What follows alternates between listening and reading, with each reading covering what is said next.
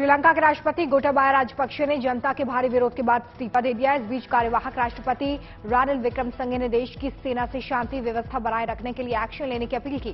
कार्यवाहक राष्ट्रपति के इस आदेश का पूर्व फील्ड मार्शल और सांसद सरत ने विरोध किया है। श्रीलंकाई सेना प्रमुख ने भी देश की जनता से शांति और कानून बनाए रखने की अपील की है।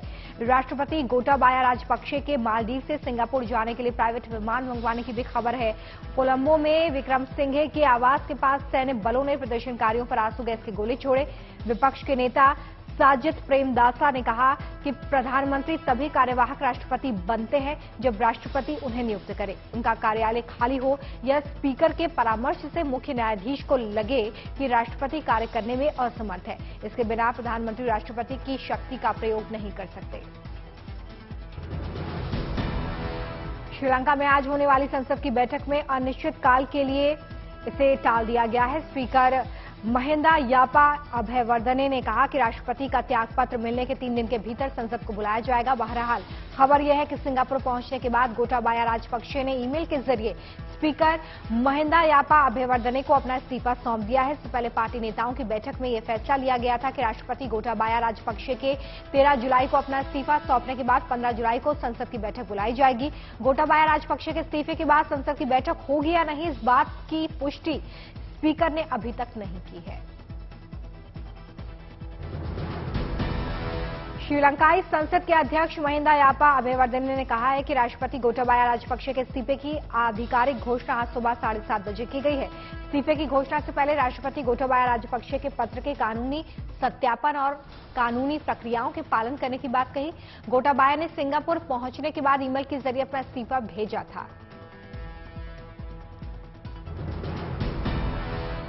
बीते गुरुवार को श्रीलंका के राष्ट्रपति गोटाबाया राजपक्षे को मालदीव से लेकर जा रहा विमान सिंगापुर में उतरा। मीडिया रिपोर्ट्स के मुताबिक मालदीव से सिंगापुर जाने वाली सऊदी अरब एयरलाइंस की फ्लाइट दुनिया में सबसे ज्यादा ट्रैक किए गए विमानों में से एक है। आंकड़ों की माने तो माले से सऊदी की उड़ान संख्या 788 को लगभग 5000 उपयोगकर्ताओं ने बीते गुरुवार को ट्रैक किया था। सिंगापुर के विदेश मंत्रालय की पुष्टि है ये कि श्रीलंका के राष्ट्रपति गोटाबाया राजपक्षे को निजी यात्रा पर सिंगापुर में प्रवेश की अनुमति दी गई। मंत्रालय ने शरण देने जैसे दावे की पुष्टि बिल्कुल नहीं की है। विदेश मंत्रालय ने कहा है कि ये पुष्टि की जाती है कि श्री राजपक्षे को निजी यात्रा पर सिंगापुर में प्रवेश की अनुमति दी गई है। उन्होंने ना तो शरण मांगी है और ना ही उन्हें कोई शरण दी गई है। श्रीलंका के राष्ट्रपति की रेस में आगे चल रहे विपक्षी नेता साजिद प्रेमदासा ने गोटाबाया राजपक्षे पर मुसीबत पड़ने पर देश छोड़कर भागने का आरोप लगाया। प्रेमदासा ने कहा कि गोटाबाया ने इस्तीफे देने की बात कही, लेकिन उन्होंने ऐसा नहीं किया, वे विदेश चले गए। प्रेमदासा ने मौजूदा सरकार पर हमला करते हुए कहा कि स्पीकर के दिए एक बयान के आधार पर प्रधानमंत्री कार्यवाहक राष्ट्रपति होने का दावा कर रहे हैं। देश में इस समय अराजकता राज कर रही है। इस विशेष स्थिति में संवैधानिकता का मजबूत होना महत्वपूर्ण है, संवैधानिक प्रक्रियाओं को लागू किया जाना, लेकिन कुछ नेता खुद के राजनीतिक अस्तित्व के लिए मनमानी कर रहे हैं।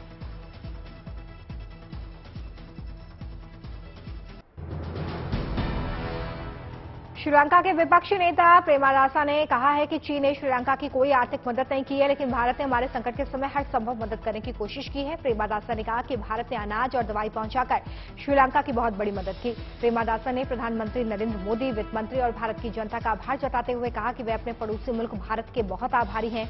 प्रेमदासा ने गोटाबाया पर हमला करते हुए कहा कि मौजूदा दौर में राजपक्षे प्रशासन का खामियाजा पूरे श्रीलंका को भुगतना पड़ रहा है।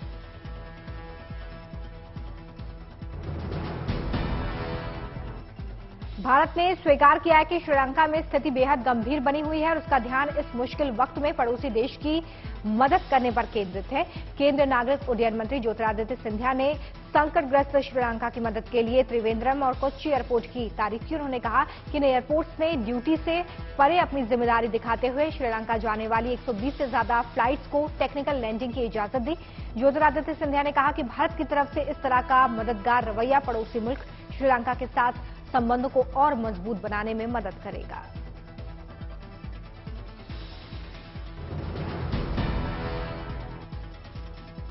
श्रीलंका फरवरी से डीजल की कमी का सामना कर रहा है, जिसके कारण रोजाना घंटों बिजली की कटौती हो रही है। पेट्रोल पंप में लंबी लाइनें लग रही हैं। खाद्य सामग्री, रसोई गैस की कमी है, लिहाजा पड़ोसी देशों ने मदद की पहल की है। इससे पहले श्रीलंका में 6 मई को अभूतपूर्व आर्थिक संकट और सरकार विरोध प्रदर्शन को देखते हुए 2 सप्ताह पहले आपातकाल लागू किया गया था, लेकिन फिर बाद में सरकार ने हालात सुधरते देख 21 मई को आपातकाल को हटा दिया था। लोगों की बढ़ती नाराजगी के बीच राष्ट्रपति गोटाबाया ने वादा किया था कि वो 13 जुलाई को इस्तीफा देंगे, लेकिन गिरफ्तारी की बढ़ती आशंका को देखते हुए इस्तीफे से पहले ही उन्होंने देश छोड़ दिया। श्रीलंका के कार्यकारी राष्ट्रपति रानिल विक्रमसिंघे ने श्रीलंका की सेना और पुलिस को आदेश दिया है कि श्रीलंका में कानून व्यवस्था लागू करने के लिए जो बन सके करें। विक्रमसिंघे ने आगे ये भी कहा कि प्रदर्शनकारी उन्हें उनकी जिम्मेदारियों को निभाने से रोकना चाहते हैं।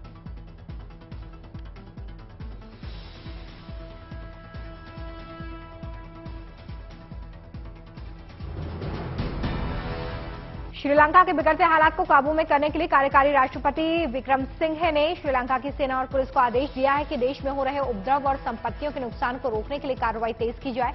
लिहाजा श्रीलंका में बढ़ते बवाल के बीच सेना को संपत्ति और जीवन की रक्षा के लिए बल प्रयोग करने का अधिकार मिल गया है, लेकिन एक्सपर्ट्स का कहना है कि प्रदर्शनकारियों पर सैन्य कार्रवाई से हालात और बिगड़ सकते हैं।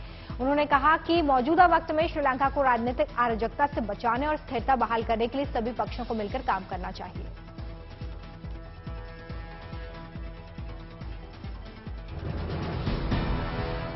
श्रीलंका के बिगड़ते हालात को देखते हुए संयुक्त राष्ट्र संघ ने कहा कि स्थिति को नियंत्रित करने के लिए देश के अलग अलग राजनीतिक दलों के बीच आपसी समझौते की जरूरत है। संयुक्त राष्ट्र महासचिव एंटोनियो गुटेरेस ने कहा कि उन समस्याओं का समाधान करना सबसे ज्यादा जरूरी है जिसकी वजह से श्रीलंका सरकार को लोगों के विरोध का सामना करना पड़ा है। गुटेरेस ने श्रीलंका के सभी दलों के नेताओं से शांतिपूर्ण और लोकतांत्रिक तरीके से सत्ता को स्थानांतरित करने के लिए समझौता करने का भी अनुरोध किया।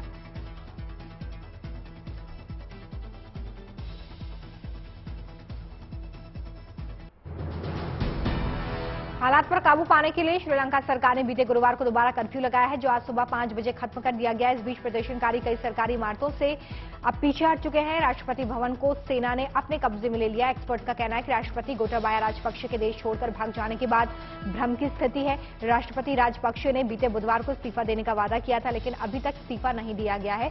लिहाजा श्रीलंका के लोगों में भारी आक्रोश है। प्रदर्शनकारियों पर दबाव बनाने के लिए कार्यकारी राष्ट्रपति के आदेश पर श्रीलंकाई सेना बल का प्रयोग करेगी और उम्मीद है कि प्रदर्शनकारी और आक्रामक होंगे। ऐसे हालात में सरकार को फिर से कर्फ्यू लगाने की जरूरत पड़ सकती है।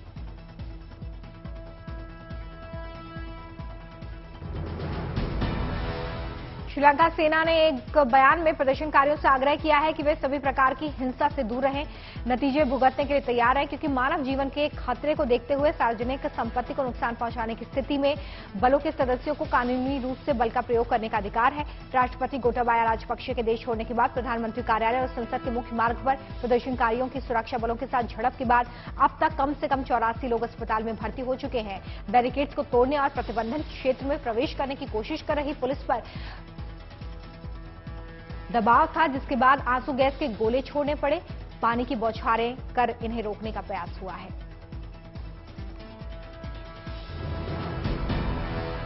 श्रीलंका के राष्ट्रपति आवास को प्रदर्शनकारियों से खाली करवा लिया गया है। अब इस जगह पर श्रीलंकाई सेना का पूर्ण नियंत्रण है। 3 दिनों पहले बड़ी संख्या में प्रदर्शनकारी राष्ट्रपति आवास पर कब्जा किए हुए थे। अब सेना के नियंत्रण में आने के बाद किसी को भी अंदर जाने की अनुमति नहीं है। कुछ पत्रकारों और सेना के जवानों के अलावा इस आवास के अंदर कोई भी नहीं है।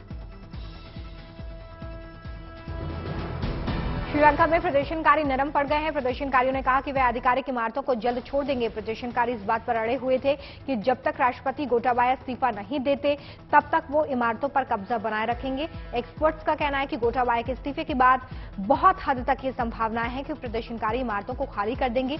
राजनीतिक विशेषज्ञों ने संभावना जताई है कि श्रीलंका में 3 महीनों से चल रहा धरना प्रदर्शन जल्द ही खत्म हो जाएगा। श्रीलंका में अमेरिकी राजदूत जूली चांगा ने कहा कि श्रीलंका में छाई आर्थिक संकट का हाल यह है कि राजनीतिक दलों के आपसी कोऑर्डिनेशन से ही इसे सुलझाया जा सकता है। जूली चांगा ने यह भी कहा है कि श्रीलंका के मौजूदा सरकार समेत विपक्ष के नेताओं से आग्रह करती हूं कि वे श्रीलंका की आर्थिक निर्भरता और राजनीतिक स्थिरता को लेकर एक मंच पर बातचीत करें ताकि जल्द से जल्द स्थिति को नियंत्रण में लाया जा सके। अमेरिकी राजदूत ने जनता की मांग को ध्यान में रखते हुए शांतिपूर्ण तरीके से संवैधानिक और लोकतांत्रिक दायरे में रहकर सत्ता का हस्तांतरण करने की बात कही। श्रीलंका में राजनीतिक और आर्थिक संकट गहराने के बाद भारत ने कहा कि वो श्रीलंका के लोगों के साथ खड़ा रहेगा। बीते गुरुवार को विदेश मंत्रालय के प्रवक्ता अरिंदम बगाची ने मीडिया को जारी बयान में कहा कि भारत श्रीलंका में उभरती स्थिति पर नजर बनाए हुए है। उन्होंने कहा कि भारत को पूरा विश्वास है कि श्रीलंका जल्द ही लोकतांत्रिक संवैधानिक ढांचे के बल पर देश की बिगड़ती राजनीतिक और आर्थिक दशा को संभालने में कामयाब होगा। प्रधानमंत्री रानिल विक्रमसिंघे के कार्यालय पर धावा बोलने को लेकर प्रदर्शनकारियों और पुलिस के बीच में झड़प हुई थी और इसमें कम से कम 45 लोग घायल हुए हैं। इन लोगों को अस्पताल में भर्ती किया गया। इसके अलावा एक प्रदर्शनकारी की मौत की खबर है। समाचार एजेंसी रॉयटर्स की रिपोर्ट के मुताबिक स्थानीय मीडिया ने कहा है कि आंसू गैस के कारण अस्पताल में भर्ती एक 26 वर्षीय प्रदर्शनकारी को सांस लेने में तकलीफ हुई, जिसके बाद उसकी मौत हो गई। श्रीलंका के राष्ट्रपति गोटाबाया राजपक्षे और उनकी पत्नी की फ्लाइट SV788 में सवार होकर बीते गुरुवार की शाम 7 बजे सिंगापुर पहुंचे। खबरों के मुताबिक राजपक्षे और उनकी पत्नी सिंगापुर में ही रहेंगे। पहली खबर आई थी कि गोटाबाया राजपक्षे सिंगापुर से सऊदी अरब के जेद्दा जा सकते हैं। एक्सपर्ट्स की माने तो गोटाबाया के देश छोड़ने के फैसले के बाद प्रधानमंत्री के कार्यवाहक राष्ट्रपति बनने के कारण श्रीलंका में ज्यादा विरोध है। श्रीलंका के आर्थिक राजनीतिक संकट से जनता के साथ साथ वहां का डिफेंस सिस्टम भी मौजूदा सरकार के रवैये से नाखुश है। श्रीलंका में विपक्ष के नेता ने यह कहा है कि तीनों ही सेनाओं के कमांडर चाहते हैं कि कार्यवाहक राष्ट्रपति रानिल विक्रमसिंघे अपने पद से इस्तीफा दे दे। विपक्ष के नेता का यह भी कहना है कि तीनों सेनाओं के कमांडरों ने रानिल से इस्तीफे देने का अनुरोध भी किया है। कमांडरों ने यह भी कहा है कि देश के युवा प्रदर्शनकारी संसद के गेट पर खड़े हैं और कार्यवाहक राष्ट्रपति चाहते हैं कि किसी भी तरह से बलपूर्वक उन्हें हटा दिया जाए। श्रीलंका को वित्तीय संकट और अशांति से जूझते देख पूर्व क्रिकेटर सनथ जयसूर्या नाराज हैं और दुखी भी, लेकिन उन्हें उम्मीद है कि देश में जल्द ही लोकतंत्र बहाल होगा। पूर्व कप्तान और उप महाद्वीप के सर्वश्रेष्ठ क्रिकेटर्स में से एक जयसूर्या ने राजनेताओं को जमकर आड़े हाथों लिया। जयसूर्या ने कहा कि ये बहुत ही दुखद स्थिति है। मेरा देश इस संकट के दौर में है। जरूरी खान पान के सामान के लिए लोगों को लंबी कतार में लगना देखकर वो दुखी हैं। जयसूर्या ने कहा कि देश में बिजली नहीं है, ईंधन नहीं है, जरूरी दवाएं नहीं है। इससे बुरा और कुछ नहीं हो सकता।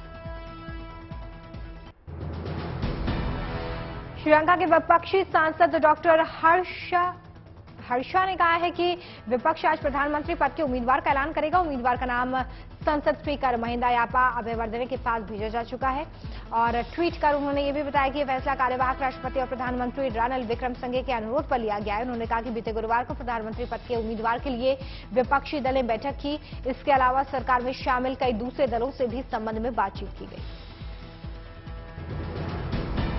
श्रीलंका के कार्यवाहक राष्ट्रपति विक्रमसिंघे का कहना है कि देश के लोकतंत्र को फासीवाद से खतरा है। उन्होंने अपने कार्यालय में सरकार विरोधी प्रदर्शनकारियों के धावा बोलने के कुछ घंटे बाद सामान्य स्थिति बहाल करने और सरकारी संपत्ति को बचाने की बात कही। उन्होंने कहा कि श्रीलंका के लोकतंत्र का ये जो हर्ष हुआ है, जो खतरा मंडरा रहा है, इससे फांसीवादी खतरे को समाप्त करने की जरूरत है। विक्रमसिंघे ने मीडिया को जारी बयान में यह भी कहा है कि उनके दफ्तर में मौजूदा लोग कार्यवाहक राष्ट्रपति के रूप में जिम्मेदारी अदा करने से मुझे रोकना चाहते हैं। उन्होंने कहा कि कुछ मुख्यधारा के राजनेता भी इन उपद्रवियों का समर्थन कर रहे हैं और इसलिए उन्होंने राष्ट्रव्यापी आपातकाल और कर्फ्यू की घोषणा कर दी है। श्रीलंका में चीन की बुनियादी ढांचा परियोजनाओं को बढ़ावा देने वाले राजपक्षे बंधुओं की स्थिति पर बीजिंग ने चुप्पी साध ली है। राष्ट्रपति गोटाबाया राजपक्षे के देश छोड़कर भागने के सवाल को दरकिनार करते हुए चीन के विदेश मंत्रालय के प्रवक्ता ने श्रीलंका की अर्थव्यवस्था में नई जान फूंकने की बात कही। वांग ने यह भी कहा है कि एक मित्र, पड़ोसी और सहयोगी होने के नाते चीन को पूरी उम्मीद है कि श्रीलंका अपने नागरिकों के मूलभूत हितों का ध्यान रखेगा। वांग ने यह भी कहा कि श्रीलंका को मौजूदा मुश्किलों से उबरने के लिए चीन हमेशा मददगार है। बीते गुरुवार को श्रीलंका में प्रदर्शनकारियों ने शांतिपूर्वक विरोध प्रदर्शन किया है। श्रीलंका की सैन्य टुकड़ियां कोलंबो की सड़कों पर पूरे दिन गश्त करती दिखी हैं। प्रदर्शनकारियों का हुजूम अभी भी राष्ट्रपति आवास और प्रधानमंत्री कार्यालय के आसपास देखने के लिए मिल रहा है।